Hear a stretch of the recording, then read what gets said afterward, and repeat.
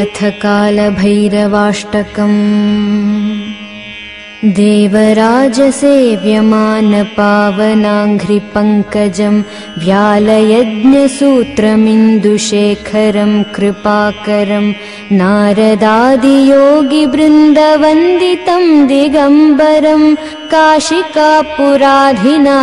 कालभैरवं भजे। भानुकोटिभास्वरं भवाब्धितारकं परं नीलकण्ठमीप्सितार्थदायकं त्रिलोचनं कालकालमम्बुजाक्षमक्षशूलमक्षरं काशिकापुराधिनाथ कालभैरवं भजे। शूलटङ्कपाशदण्डपाणिमादिकारणं श्यामकायमादिदेवमक्षरं निरामयं भीमविक्रमं प्रभुं विचित्रताण्डवप्रियं काशिकापुराधिनाथ कालभैरवं भजे। भुक्तिमुक्तिदायकं प्रशस्तचारुविग्रहं भक्तवत्सलं स्थिरं समस्तलोकविग्रहं निक्वणन्मनोज्ञहेमकिङ्किणीलसत्कटिं काशिकापुराधिनाथ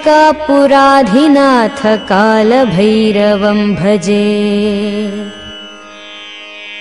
धर्मसेतुपालकं त्वधर्ममार्गनाशकं कर्मपाशमोचकं सुशर्मदायकं विभुं स्वर्णवर्णकेशपाशशोभिताङ्गनिर्मलं काशिकापुराधिनाथ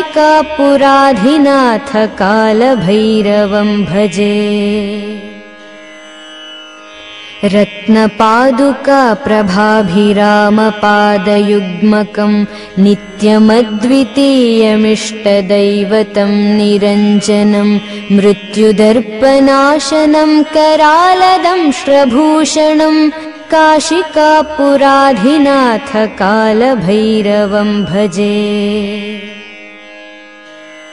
अट्टहासभिन्नपद्मजाण्डकोशसन्ततिं दृष्टिपातनष्टपापजालमुग्रशासनम् अष्टसिद्धिदायकं कपालमालिकाधरं काशिकापुराधिनाथ कालभैरवं भजे। भूतसङ्घनायकं विशालकीर्तिदायकं काशीवासिलोकपुण्यपापशोधकं विभुं नीतिमार्गकोविदं पुरातनं जगत्पतिं काशिकापुराधिनाथ कालभैरवं भजे।